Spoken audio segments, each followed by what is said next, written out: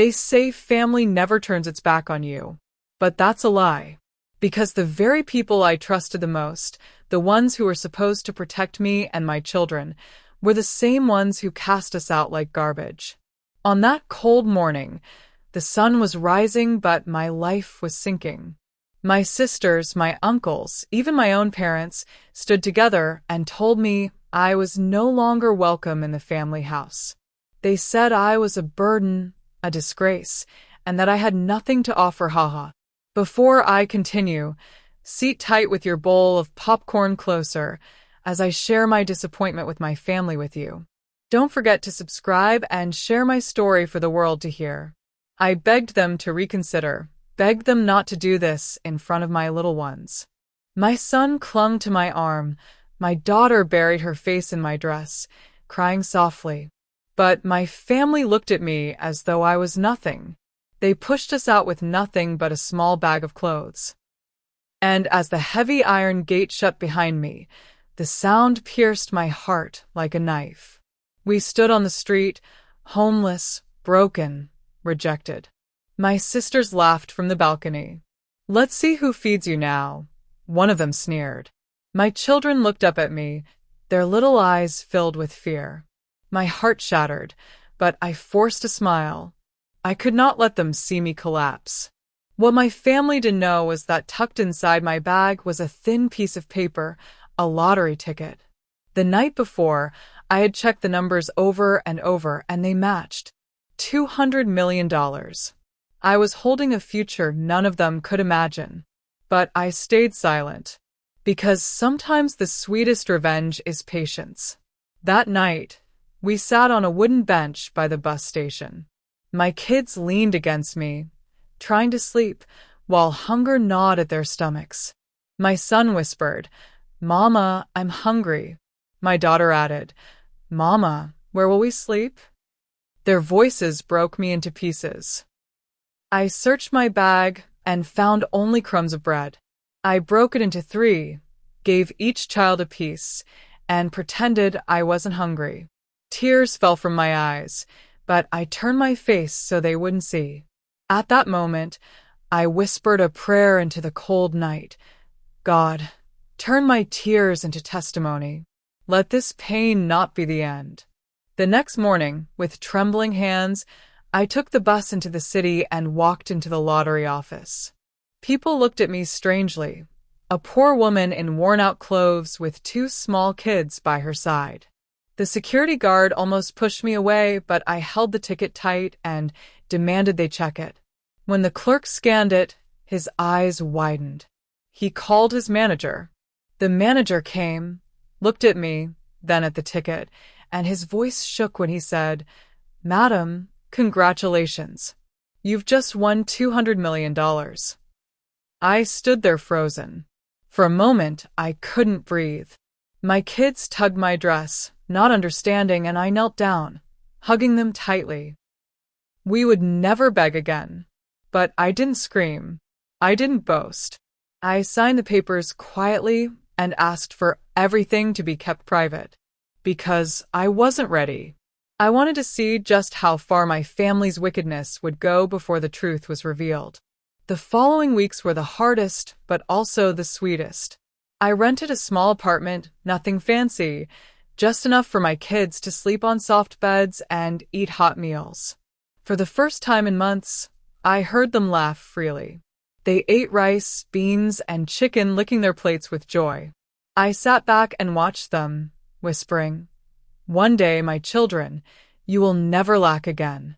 I began working with a lawyer and financial advisor. We built businesses quietly. I bought land, invested in properties, and created a future that no one could ever take away. Meanwhile, in the village, my family celebrated my downfall. They drank palm wine and laughed, saying I must be begging on the streets. Little did they know I was building an empire. One afternoon, while shopping at the market in new clothes, I bumped into my cousin. She didn't recognize me at first. When she realized it was me, her mouth dropped. She ran back to the family compound with the news that I was alive, well, and looking better than ever. That was when the whispers began. Days later, I returned to the family house, but this time not in rags. I arrived in a sleek black SUV with tinted windows. As I stepped out, dressed elegantly with my children beside me, the same people who once mocked me froze in disbelief. My sisters gasped, my uncles stared, and my parents couldn't speak. Their faces turned pale. I didn't shout or insult them. I simply smiled and said, "The stone you rejected has become the cornerstone." Their knees grew weak. They began to beg, saying, "We didn't mean it. Forgive us."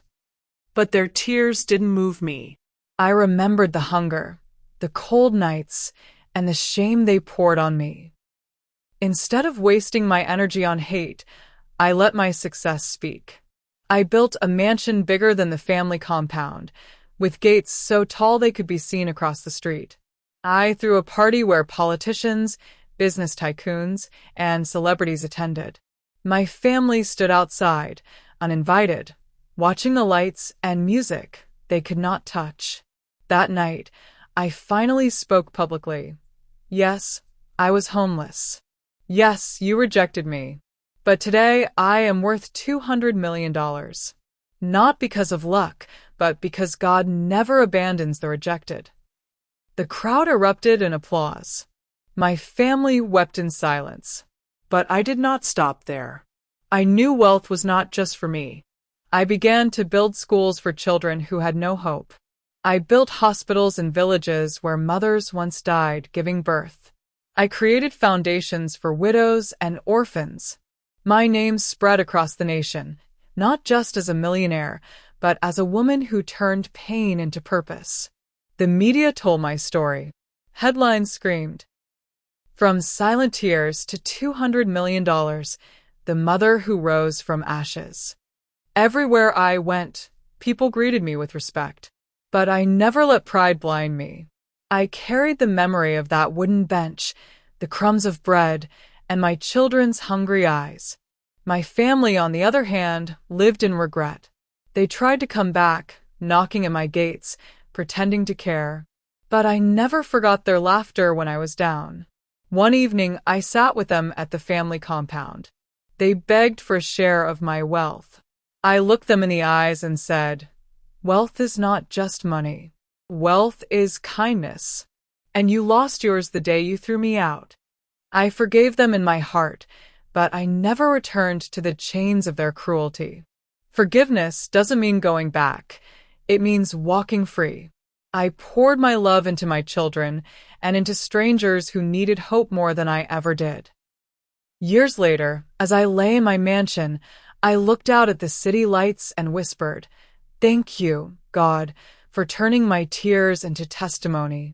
My children grew into strong, humble adults, never forgetting where they came from. They carried gratitude, not bitterness, because I taught them one thing: never let pain turn into hate. Let it turn into wisdom. And now I tell the world, never laugh at the rejected. Never despise the poor. Because the same person you mock today may carry a blessing worth $200 million tomorrow.